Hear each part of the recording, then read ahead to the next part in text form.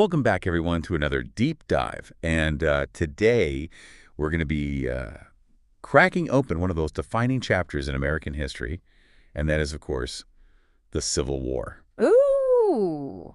And get this, our main source is, believe it or not, the Wikipedia article on the topic. Okay. You wouldn't believe the depth of information that is packed into that thing. We're talking brother against brother, a nation just ripped at the seams, and all because of the deeply, deeply divisive issue of slavery. Yeah. It's amazing to me just how much this one conflict overshadows any other in American history when it comes to just the sheer number of lives that were lost. We're talking over 600,000 soldiers dead. Yeah. And then countless civilians on top of that. It really makes you wonder just how things could have escalated to that point. And that's exactly what we're going to be exploring today. We're not going to just, rattle off dates and names. Right. We're going to try to uncover the why. Why did the South secede? Could they have actually won? And how did Lincoln manage to keep those European powers from meddling? Those are the million-dollar questions. Yeah. And I think what makes the Civil War so compelling to study is that it wasn't just about, battles and generals. It was this really complex web of political maneuvering, social upheaval, moral reckoning. Right. It's a period that still shapes American identity and politics even today. Absolutely. Okay, so let's unpack this powder keg. Let's start with the spark that ignited it all. Yep.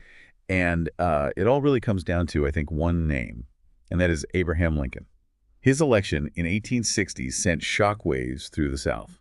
Now, why was that? Well, you have to remember at the time, Lincoln's, anti-slavery stance, although not as radical as some abolitionists wanted it to be, was still seen as a direct threat to the Southern way of life. Their entire economy, particularly in the Deep South, was built on slave labor. I mean, they needed those slaves in order to keep their economy going. Yeah. The Wikipedia article actually quotes Mississippi's Declaration of Secession, and it says, quote, "Our position is thoroughly identified with the institution of slavery, the greatest material interest of the world." Wow. Talk about making your stance clear. There's no room for interpretation there. No. They saw Lincoln's election as, the beginning of the end for their way of life. And it wasn't just political posturing. It was, for them, a matter of economic survival. So secession was their drastic solution. 7 states just up and left before Lincoln even took office. I know. We're talking about South Carolina, Mississippi, Florida, Alabama, Georgia, Louisiana, and Texas. They even formed their own government, the Confederate States of America. And they started seizing federal property. What were people in the North thinking at this point? I mean, it was complete chaos. And there was this, last-ditch effort to try to hold the nation together. It was called the Crittenden Compromise. Right. And Senator John Crittenden proposed extending the Missouri Compromise line westward, which would allow slavery in territories south of it. So basically trying to appease the South to avoid war. Exactly. But Lincoln didn't really buy into this, did he? No, he didn't. He rejected it outright. And it wasn't because he was some kind of warmonger itching for a fight. Lincoln genuinely believed that any kind of compromise that extended slavery would just be the death knell of the Union.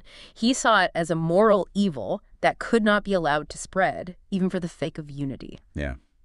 That's a tough call, putting your moral convictions above the potential for peace. And, of course, we all know what happened next. Fort Sumter, what a powder keg that was.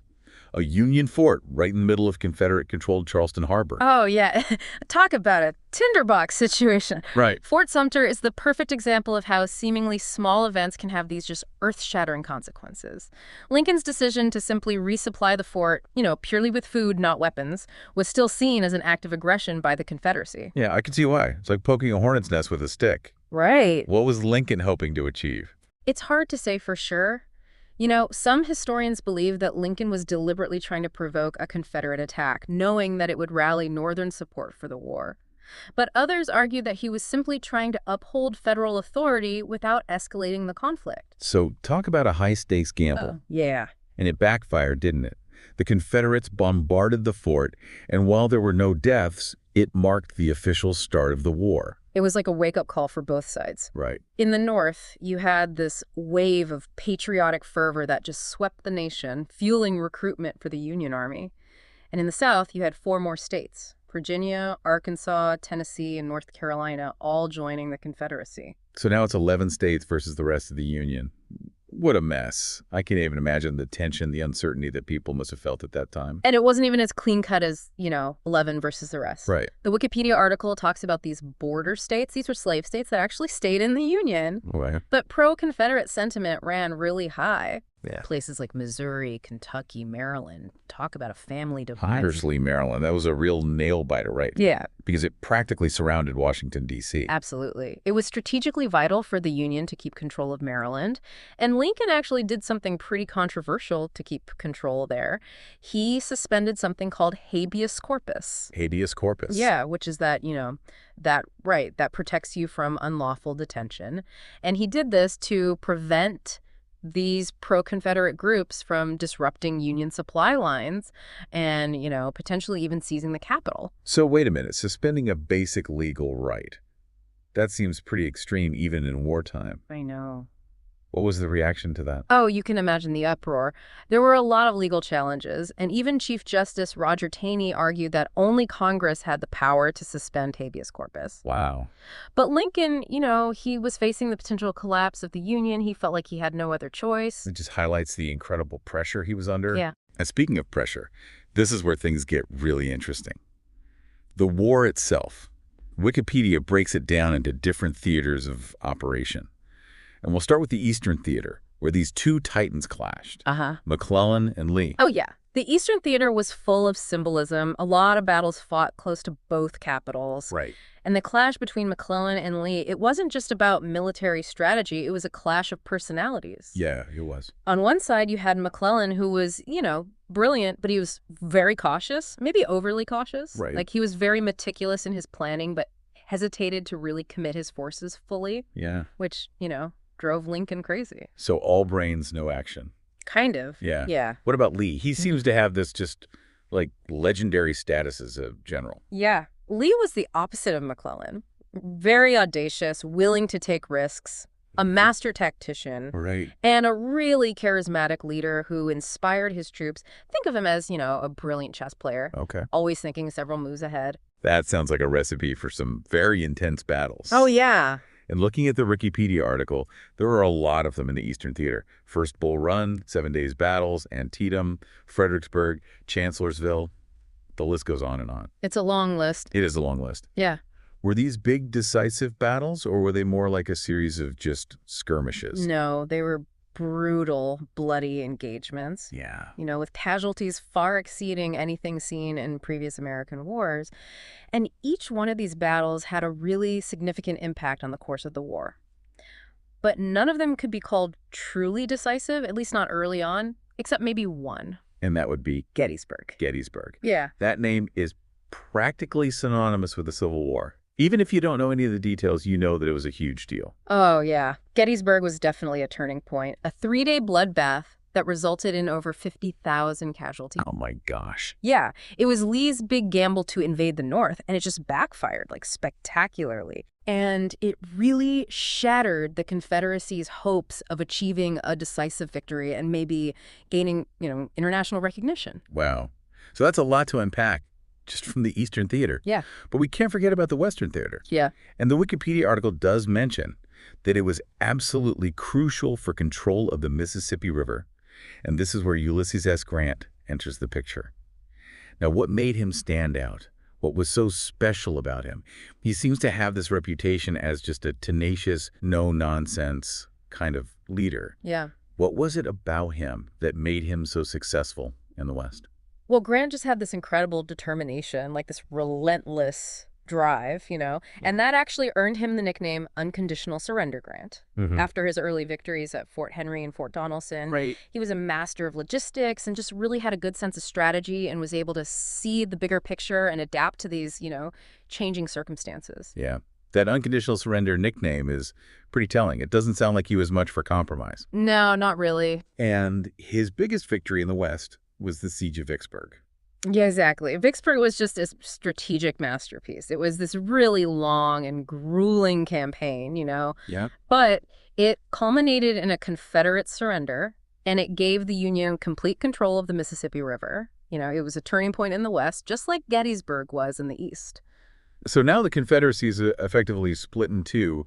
Their supply lines are cut off. Yeah. What was their next move? How did they adapt to these setbacks? Well, I mean, they fought on, but the tide was definitely turning. Yeah, The Union had just superior resources and manpower, right. and it was really starting to make a difference. It's actually at this point that we see the war transitioning from, a more conventional conflict into something much more brutal. Well, Total war. total war. What does that even mean in the context of the Civil War? It sounds pretty ominous. Yeah, it basically means targeting not just the enemy's armies, but like their entire society, Right. their economic and logistical infrastructure. The goal was to break the South's will to fight by, crippling their ability to sustain the war effort. So we're talking like destroying railroads, burning crops, just targeting civilian resources. Yeah, pretty much. That's a massive escalation. Oh, it was. It was a very controversial strategy, even within the Union itself, but it proved to be devastatingly effective. Hmm. And the figure that's most associated with total war is, of course, William Tecumseh Sherman. Ah, Sherman, famous for his march to the sea. And wasn't that where he burned Atlanta to the ground? Well, the burning of Atlanta is a bit of a historical exaggeration. Okay. There were some fires, but Sherman's primary objective was really disrupting Confederate supply lines and, infrastructure. His march to the sea, it cut this 60-mile-wide swath of destruction through Georgia. Wow. And it really crippled the state's economy and just demoralized its people. I can only imagine the fear, the devastation that people must have felt witnessing that. Yeah. Was there any pushback against these tactics at the time? Did people in the North question the morality of total war? Oh, yeah. There was definitely debate and even outrage in some circles. But Lincoln and his administration, they believed that such drastic measures were necessary to end the war quickly and ultimately to save lives in the long run. It's a chilling reminder of the difficult choices that wartime leaders face. Definitely. And while Sherman was wreaking havoc in the West, what was happening back east, weren't Grant and Lee still locked in this stalemate around Richmond? They were. Grant had pinned Lee down in the siege of Petersburg. Right. It was a long and bloody affair, lasted for 9 grueling months. Wow. And it's actually a lesser-known aspect of the war, but it was incredibly significant. Why was Petersburg so important? Was it just about the location? Well, Petersburg was a crucial rail hub that supplied Lee's army. And Grant's strategy was to cut off those supply lines and force Lee into a decisive battle. And what's interesting about Petersburg is this is where we start to see trench warfare emerging. Oh, wow. Something that would become all too familiar in later conflicts. Trench warfare in the Civil War. That's not something you hear about very often. No, not really. What was that like compared to, the more traditional battles? Oh, it was brutal. It was a war of attrition where you had soldiers just hunkered down in these trenches, enduring constant artillery bombardment and sniper fire. It was a far cry from, the more romanticized image of, like, cavalry charges and, open battlefield engagements. So while Sherman is tearing through Georgia, Grant is slowly grinding down Lee's army in Petersburg. It sounds like the Confederacy was being squeezed from all sides at this point. Yeah. Were there any bright spots for them at this point in the war? Well, they had their moments, but, the writing was on the wall. The Union's, overwhelming advantages they were starting to tell. In the Shenandoah Valley, for example, you had General Philip Sheridan, who was tasked with neutralizing Confederate forces under Jubal Early. Oh, okay. And Sheridan's Valley campaign was a series of decisive Union victories, which really devastated the Valley's agricultural base. And that deprived Lee's army of crucial supplies. So it was a multi-pronged attack. Sherman in Georgia, Grant at Petersburg, and Sheridan in the Shenandoah. No wonder the Confederacy was struggling to hold on. Yeah. And then there's Lincoln's re-election in 1864. Oh. That was a huge turning point, not just militarily, but politically as well. It really demonstrated the North's unwavering commitment to seeing the war through to the very end. Absolutely. It seems like all hope was lost for the Confederacy at this point. What ultimately led to their collapse? It was really a combination of factors, dwindling resources, manpower shortages, and just declining morale. Yeah. But the final blow really came in April 1865 with the fall of Petersburg and then the subsequent evacuation of Richmond. Right. Lee's army was just decimated by desertions and casualties at this point. They were just no longer capable of resisting Grant's just relentless advance. And this all culminated in the famous surrender at Appomattox Courthouse, right? Yes, on April 9th, 1865, Lee surrendered the Army of Northern Virginia to Grant, Wow. which effectively ended the war in the East. Yeah. And it was a moment of, both profound relief and sorrow as the nation, exhausted by 4 years of just incredible bloodshed, began this long and arduous process of healing and rebuilding. And then just days later, tragedy strikes with Lincoln's assassination. Oh, it was a devastating blow.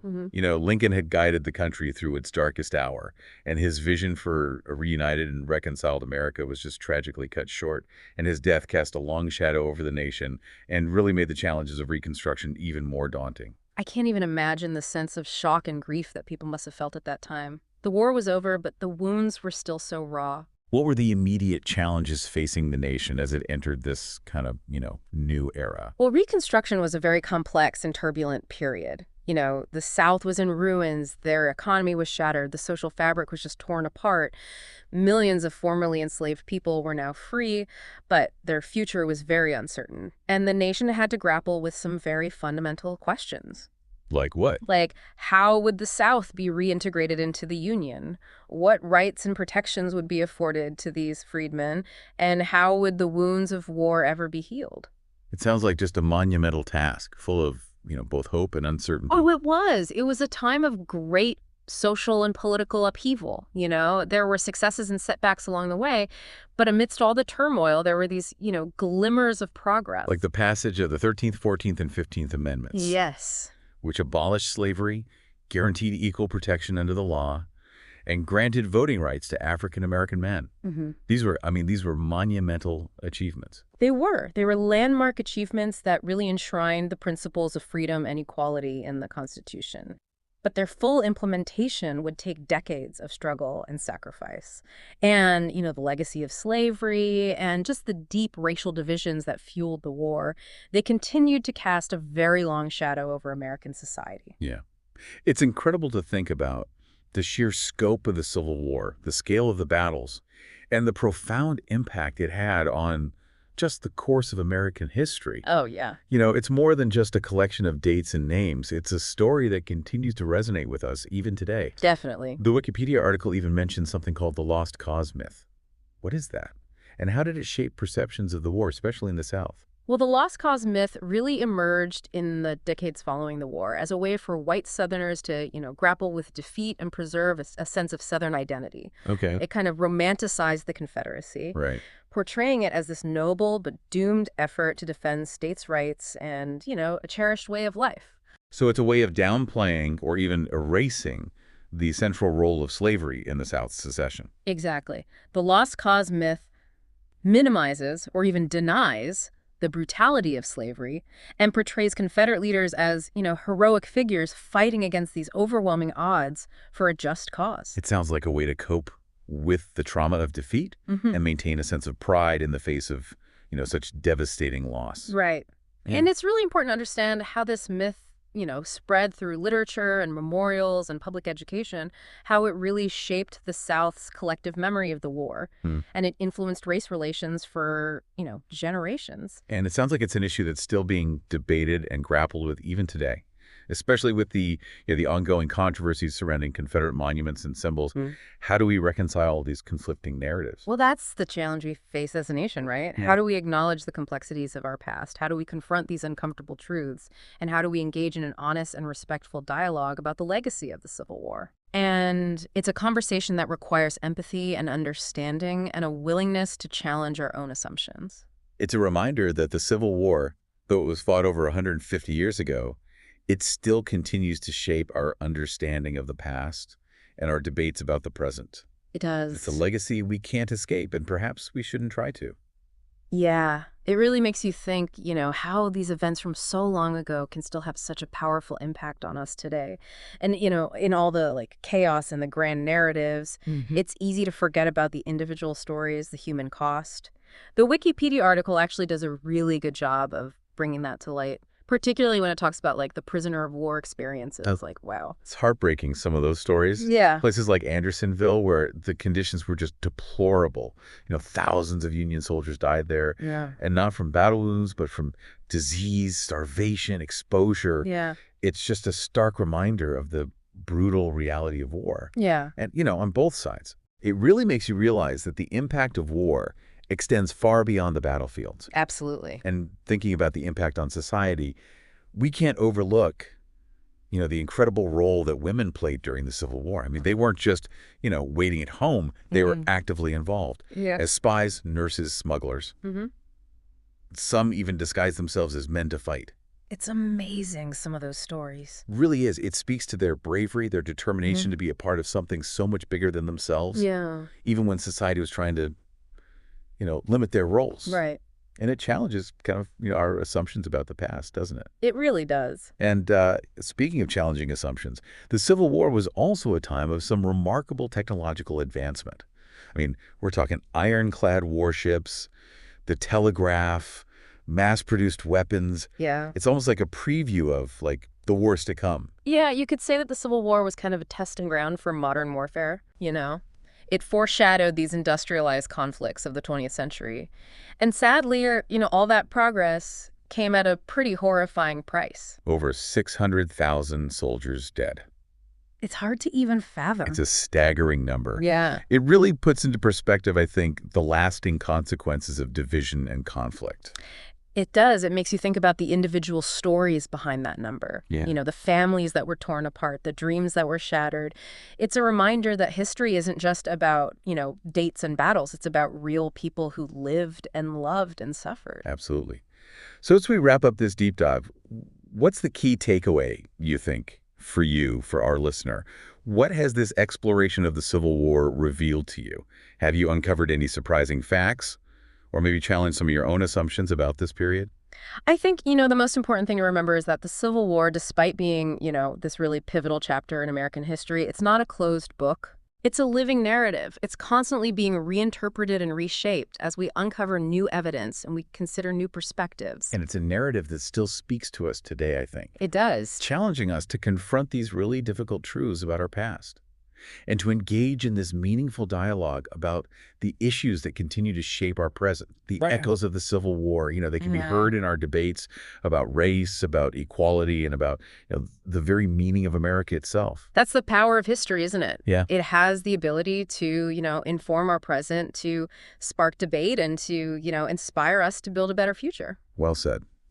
This deep dive into the Civil War has been a real journey through time. A reminder that the past is never truly past. It shapes who we are, how we think, and ultimately the choices that we make. So to our listeners, I encourage you to keep exploring, keep questioning, and keep diving deep into the fascinating world of history. Until next time.